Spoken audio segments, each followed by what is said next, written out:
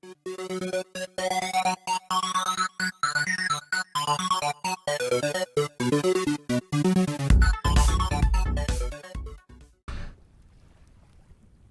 we're back.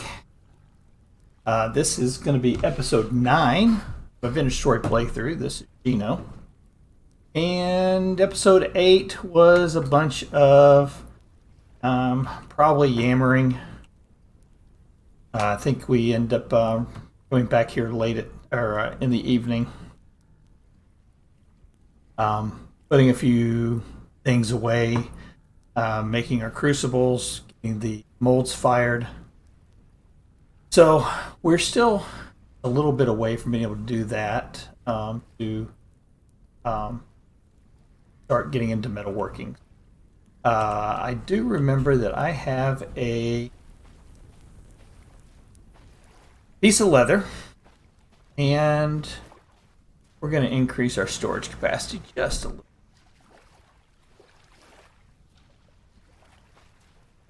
What we're going to do, and I know earlier I couldn't remember if I'd killed a wolf or not because of I thought I had, but then I couldn't remember. Whenever I looked in my inventory slot and I saw I had an oiled hide, bones, and lumps of fat, that told me, yep, I killed a wolf. So yay for me. We're gonna go ahead. These again, this is something I said, usually keep the reeds close by to you, move them a little bit closer, so you a little reed farm going on. And I had mentioned too that I don't want to strip the resources where your base is going to be at. We did find an area that we want for a more permanent home location. We'll turn this one in operating base. Usually call them an FOB, forward operating. We'll find the area and we'll strip it.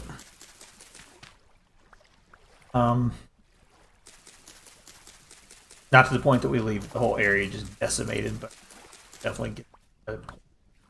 There'll just be certain resources that if we keep. And we will keep a base. Little dirt hut here, but probably won't do anything else beyond that. All right. Those. Last time we also did some cooking. Made our first cooked meal. Was fantastic. That's going to create opportunities where we don't have to worry about food quite as much. We can let our food supply get down lower. And then be able to go back and get it filled back up again. Grab it.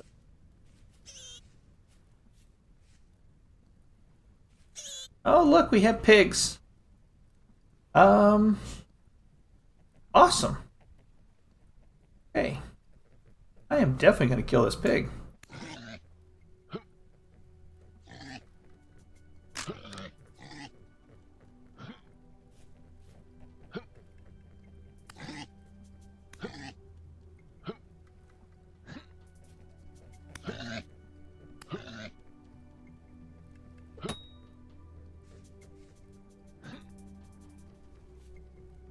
Oh, it does. Very good. Alright, we're not going to kill the little baby pigs. But that's kind of a nice surprise. I hadn't heard any pigs in the area. So, very nice surprise. That's a pig elevator.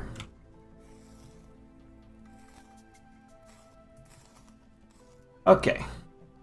Look at that. Definitely not too upset about that. All right. See those other little baby pigs in there. They'll grow up. Yeah, I have... typically, I don't find pigs getting into my rabbit traps. or into the raccoon traps. Typically, pigs aren't really attracted to any particular resource in the game, so they don't come wandering through, or are not attracted to anything that's going to bring them to a certain area.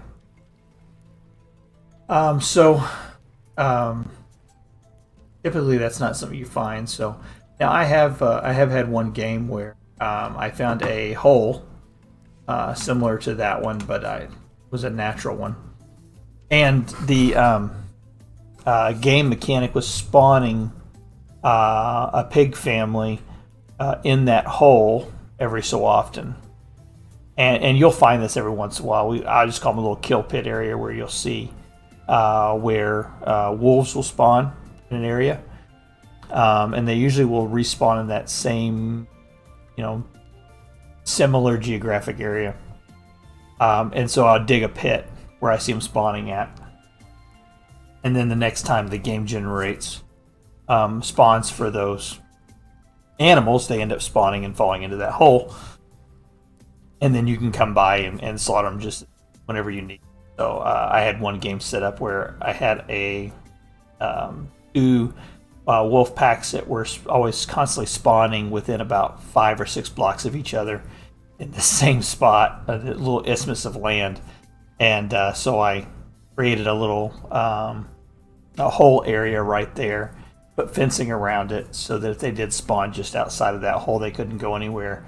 And they just basically contained them in one spot, and I'd come through every month or so and kill off 6 wolves and keep lots of hides going. So that is one thing, I talked about. Not sure exactly what we're going to do as far as in game, what do we want to accomplish. And I think one of the things that I enjoy doing is automation. And there's not a whole lot of automation that you can do in this game, besides using the health hammer and Archimedes screw, shoots and things like that. But I think what I would like to do is to create kind of a large-scale operation area. Something that I can mass produce items, large quantities. So we're talking farms that take up 4 chunks, maybe. A chunk is 32 by 32. So very large scale operation, farming operation, large scale leather making, large scale metalworking, things like that. So it will require a lot of flax. It's going to require a lot of quarries for stone and things like that. So I know this looks pretty meager right now. Once we get the tools going, we're going to start expanding quite rapidly. So I think that might be something we do. And the other thing I thought about doing is the armor in this game is not the easiest thing to make. And there's a lot of different types of armor. So if we were to look at like the plate armor for steel, you'd have to make the steel chain leg armor. Would have to have the leg leather jerkins. So to make steel chain, I think it requires 2 steel ingots. So just for this one alone, we'd be 4, 5, 6, 12 steel ingots to make this. So yeah, and then plates to make, which only requires 1 ingot per plate. Oh, it requires 2 as well. So there's another 2, 4, 6, 8, 10. So there's another 10. So a lot of steel. And so to be able to do that, we're going to have some large scale operations. So I think one of the things I'm going to make as a termination point is going to be making a set of plate armor, steel plate armor. Sound good? Okay. So I think that's where we're going to go. I've never seen the scale armor before. That might be kind of fun to make. Yeah, we'll see. Regardless, we're gonna have to build a lot of resources up. We're gonna need a large scale trading operation going on as well. With the local inhabitants. So yeah, I think that's where we're gonna go to. Okay. So this is done cooking.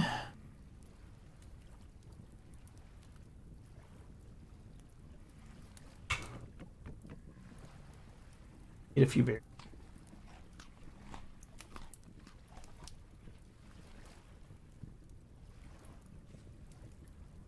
Okay.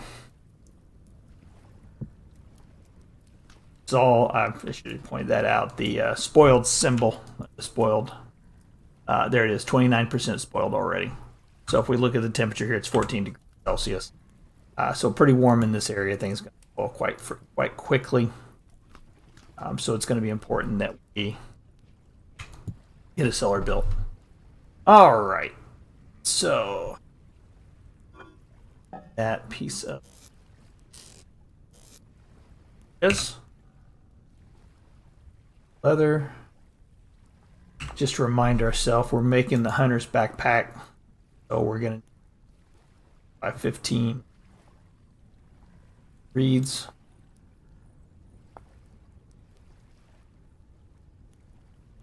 Voila. So this is a 4-slot. Just a reminder, we're using 3-slot bags right now. You cannot replace a bag if it has stuff in it. So if I hover over the hand basket and you look at the tooltip for it, you'll see it says contents. So we have items that are in it. And so this one down here only has 2 items in it, the flint knife and the nuggets. So I'm just going to pop those into the lower inventory slot down here. That. And then we're going to take this, we're going to replace this hand basket. Now, the hand baskets, I'm going to get the H. If you were to look at the reeds, you can say it's obtained by breaking. We're going to test something. This used to be something that you could do. I tried it. Be able to deconstruct these. Yep. There you go. You don't get the full back, but you get partial. There we go. And I had 3 more pieces of fat. And I have 2 more. Go ahead. Create the as well. Usually I don't start off making these. Usually I go straight for leather crafting, but the wolf kind of limiting on what I can. And if you've played the game before, you'll know early game what that means. Having a wolf close by. One of the tips and tricks for killing a wolf is getting them into water. They can't swim down. So if you get into a too deep area like that one right there, you can deal some damage to them and possibly kill them. It's also harder for them to get away from you. Get them out into water. You can in that deeper area. This would be more ideal for taking the wolf down this area than it would that little spot right there. But we're not going to worry about that right now. All right, let's go gather our molds. And again, we can't do a whole lot with these just yet. We need the crucible, which is cooking in there. I didn't realize this until just now. I was this many days old when I realized that in your tooltip it does show you what's in the fire pit. I didn't know that. Today we learned. We learned. All right. I'm going to leave the just right here.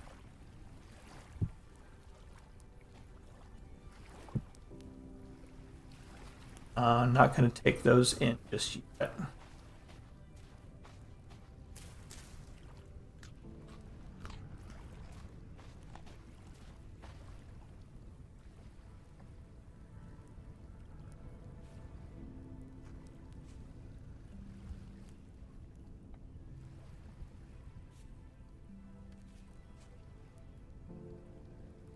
think we're gonna go ahead and cut just a little more wood down, gather up some sticks if we can, more grass. Let's do that. Clear this back just.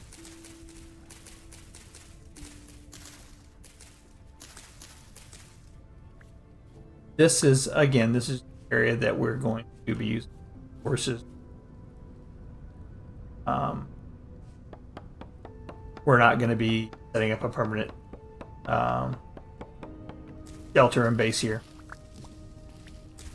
It's going to use this primarily just for gathering up some.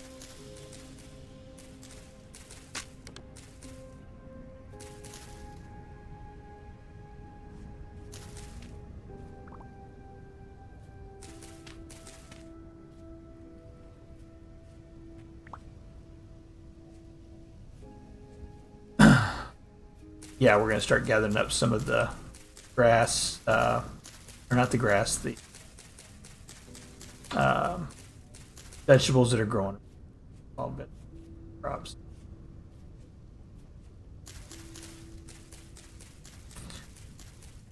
Eventually, we're going to have to. Oh, I forgot about this rabbit trap. I set this. Look, get them all in there.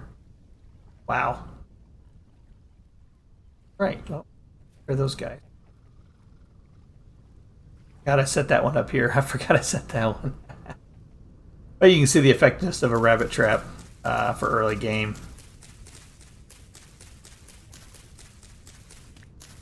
Not, now we're at the point where starting to use cooked food. We're not going to be the rabbits quite as much. They do, when we go to leaf area, we'll clear those pits out. Take the carrot crops with us.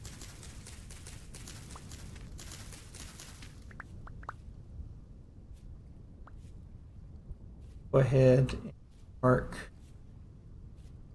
I have this copper mark.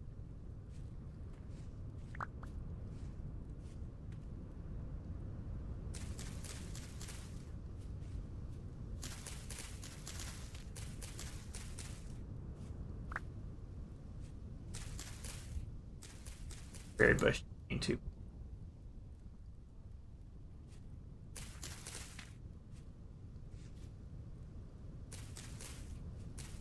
Now, one of the other resources that you want to take advantage of, find it, is the terra preta. It is it's a black soil that has the highest nutrient level of any soil in the game. So therefore, it creates a bonus for growing crops in it. That's definitely something that you take advantage of whenever you find it. Does not show up on the map as a in a way that would allow you to see it and use it.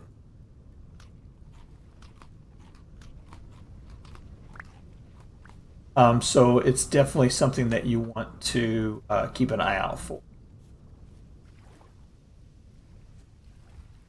It's easiest if you see it growing along the hill edges. Spot it first. And that is actually in all that traveling that I did, I did not see any terra preta growing. Or any terra preta in the hillsides. It was really surprising. Because I traveled a lot of distance. Would have thought I would have seen.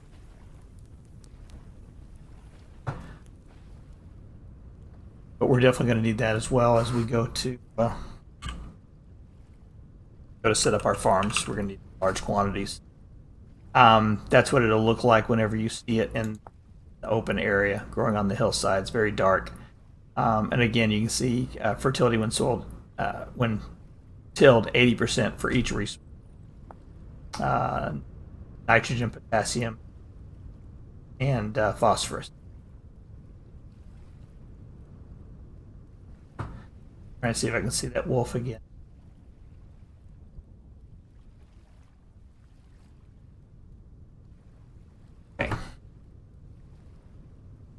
One of the things I am going to do, I had mentioned early in this series that I had started another series and had some problems with some video issues, and I thought it might be related to a mod. So I uninstalled all the mods that I had. I'm going to go back through and I'm going to install those mods again. Mods I'm going to use are going to be Carry Capacity by Copy Girl. There is a VS Prospect, I think is the name of it, which shows after you've used the Pro Pick in an area, the Prospecting Pick in an area, it'll show the chunk that you've done the testing in, and it will constantly keep on the map what resources are likely to be in that area. It's a really great tool. You can do it manually if you wanted to by keeping track and right-clicking and adding a waypoint. But for me, I just like to run through areas, turn and burn, test out the pick, and then run away or run on to the next chunk. So I'm going to install those.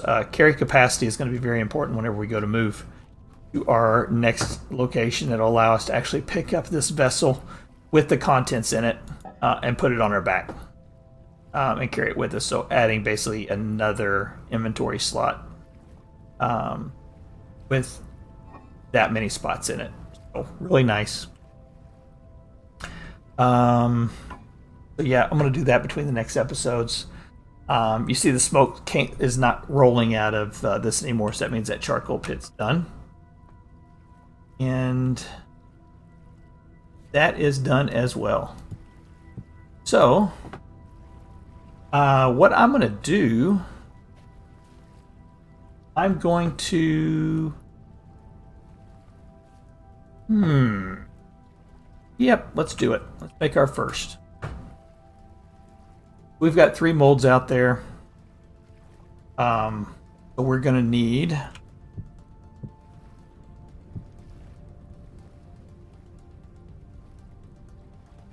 to make... So it is 20 nuggets per ingot. So you can see it in the tooltip, 20 pieces smelt to 1 copper ingot. But since we're going to be making an alloy using the cassiterite, we're only going to need at a rate of 90% and 10%. So we're going to need 6 of these to make 300. So that's going to leave us enough to make actually a 4th, but I don't have anywhere to put it just yet. We're going to this. How much time we got here? It'll be close. Right? Good. So again, like I said, I'm going to start this off with wood to get it heated up. That wood will get it to 700 degrees. Here's the wood temperature here. Here's the temperature of these items right now are at 148. And yeah, let's go ahead and just bring these inside with it.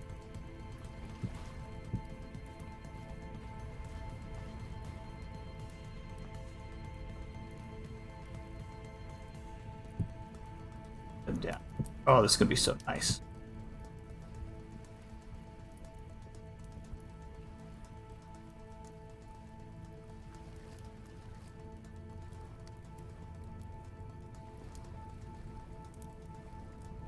We're watching this temperature here to see what it's getting to temperature, and it looks like that one probably do it. 3 pieces in.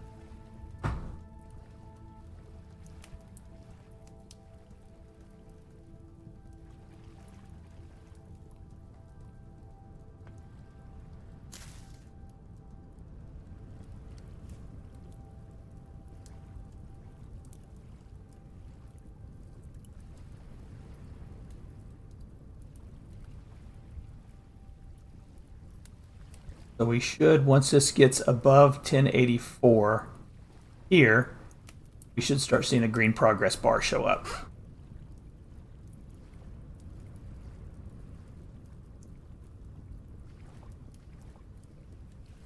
Yeah, it's changing colors.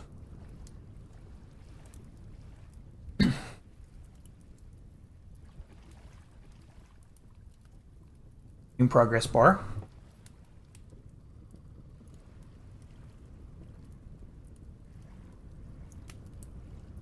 I'll be right back once it gets a little closer. All right, so just to break in here for a second, just show you something. We're about 50%. So that one last one will do it. I'm not going to put any more charcoal in there. That should go ahead and take away with the heat there and also the heat that will be built up. We'll be right back when this is about done. Okay, just a little bit more. You can see the fire is now out here. This will continue to grow. We're going to see if it's going to go. Nope, doesn't look like it's going. Nope, yep, there it did. See, I doubted myself. So there we go. We now have 300 units of tin bronze ingot. It takes 100 units per mold, with the exception of the anvil. It takes 9. So all we're going to do now is we're going to, as the tooltip says, shift and right click to pour it in, and you can't overflow it. It will stop when it's full. There is our long blade. There is our hammer. And there is our pick. Awesome. Okay. What's that? Now this will take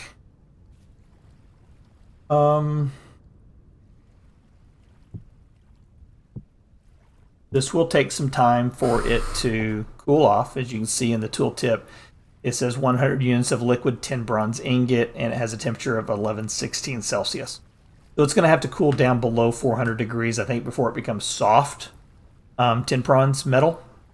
And I think it has to get down to about 200 degrees before you can actually pick it up. Yeah, we are like superhuman being able to pick that stuff up. So